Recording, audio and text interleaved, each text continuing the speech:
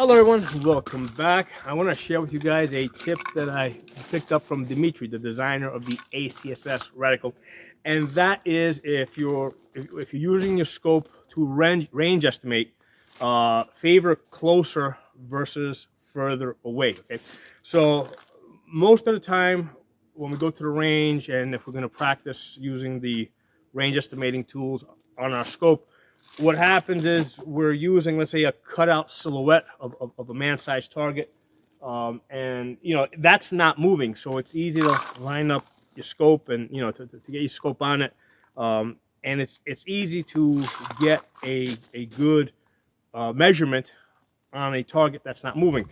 Now, I did a video where I took the scope off of my rifle, right, and I took it to an area where there were lots of people moving around. And what I found is that, especially at 300, 400, 500 yards, people move around a lot. They're bopping up and down. So as you're trying to, use let's say the height of a person to range estimate, what happens is most of the time, right, it's like, okay, he's at 300 yards, maybe he's at 400 yards. Hard to tell because his head keeps moving up and down. Or is he at 400 yards or is he at 500 yards? Hard to tell.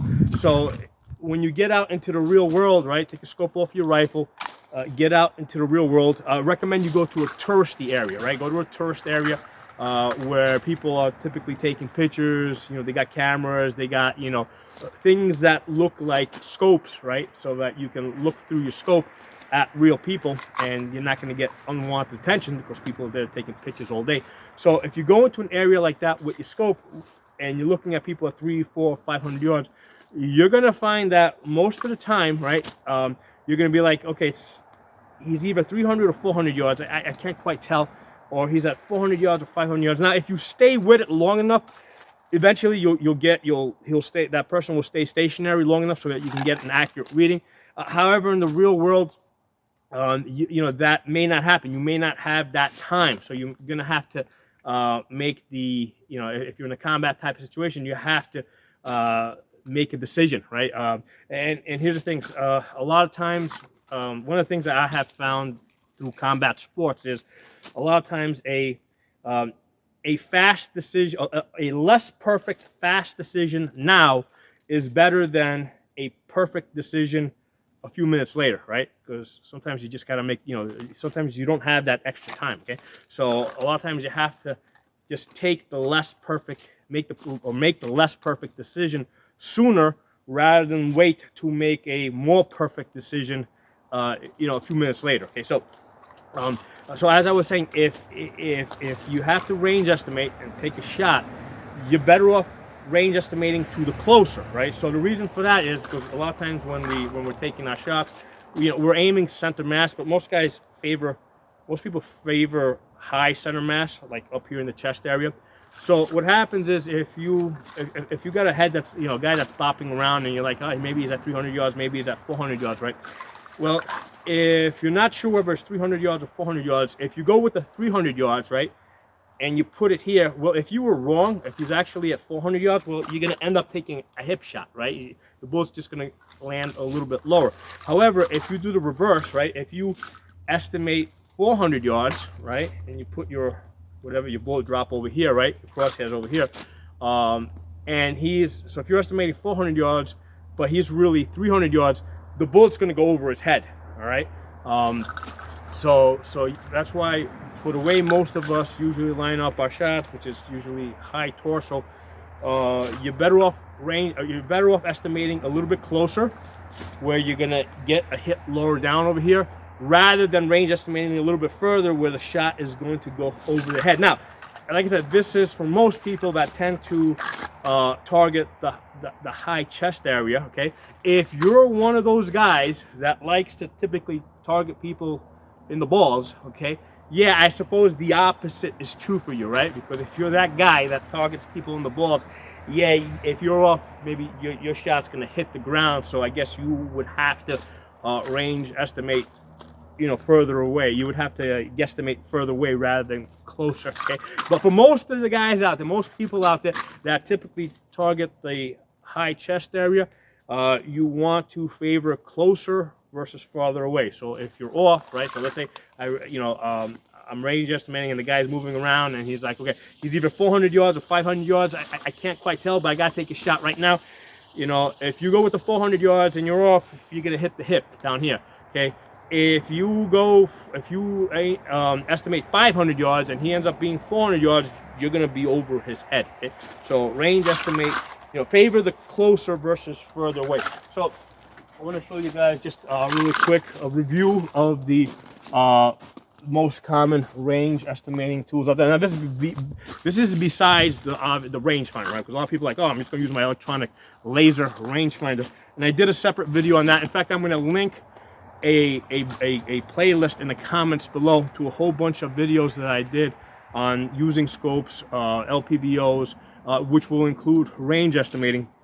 And the problem that I found when I went out into the real world with the laser rangefinder, especially if you're looking at something that's at past 400 yards, what happens a lot of times, you're getting readings, but you're not sure what you're getting readings of, because a lot of times, like I did a video where you had like a bridge and an airplane, and there was like some distance between the two of them, but the rangefinder was just picking up the closer object rather than the one that I was trying to look at, because as the laser goes out, it does have a bit of a spread.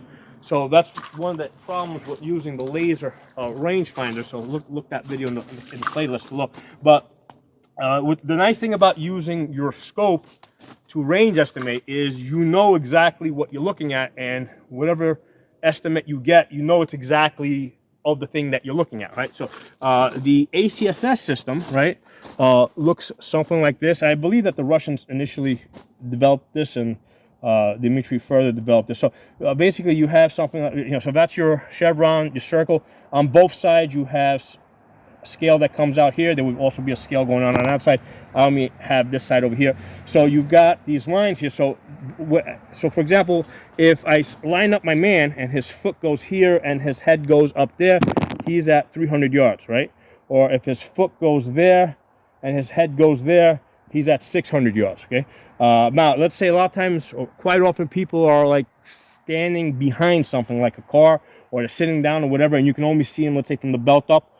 Well, basically, you put his belt here and his head there, and then he's at 400 yards, okay? So this is a really good way of range estimating somebody, okay? Now, the other way that I really like is using the 65 MOA circle, right, of a red dot, right? And this is another reason why all optics, all red dots have to be a circle dot.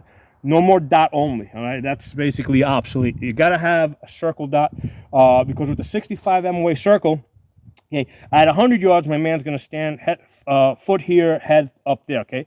At 200 yards, foot's here, head's gonna be there, okay? At 300 yards, right, so if his foot's down here, he's gonna come up to about there, which is about 3/4 of the way between the bottom and the circle, okay? At 400 yards, he's going to come to about the halfway point between the bottom of the circle and the dot. So over here is going to be at 400 yards, right? And then at 500 yards, he's going to be about from there to there. At 500 yards, it's really easy because he's going to be as tall as the little hash, right? So you got these 4 hashes here, these 4 little lines that are around the on the 4 corners of the 4 sides of the circle. Well, at 500 yards, you just line them up at the height of this little hash. So that's really easy. Okay, and with the circle dot, the bullet drop is easy. If you got a 50-yard zero, right? So you got a 50-yard zero, second zeros at 200 yards. So from zero distance all the way out to 200 yards, you put your dot here, you're gonna get a hit. You'll either be 4 inches high or 4 inches low. At 300 yards, what I do is I put the dot on his face, and that'll drop the bullets into his chest, okay? At 400 yards, I'll put the dot on top of his head, right? So basically, I'll just put it on top of his head, and that'll drop it into his chest. And at 500 yards, what I'll do is I'll take the distance from the belt to the top of the head and basically move that up, and that's my holdover at 500 yards, okay? So those holdovers work pretty good with a 5.56, right? And it doesn't matter whether it's a 55 grain or 62 grain. It's only going to be off by a little bit. But you got to be able to know the distance, right? So you can use your 65 MOA circle. You get familiar with this, All right, so that you know that, you know, over there he's at 300, you know, that's 200 yards, 300 yards, 400 yards, and again 500 yards there, but that's even easier to just use the height of the hash here. He's going to match up perfectly to that, and I've actually tested this out by taking a red dot right off my scope. I removed the holosun 510C, which has the circle dot, took it off the scope, went out into a touristy area, right, where you know, again, it's not going to be odd if I'm pointing a camera-like thing at people, right? Because people are out there doing sightseeing and taking pictures. So me being out there with a scope is not going to draw too much attention. So I had the rangefinder in one hand, the red dot here, and I'm looking at people at the distance. And basically, I'm looking at 300 yards. Right? I got somebody with a, you know, I identify somebody at 300 yards with the rangefinder.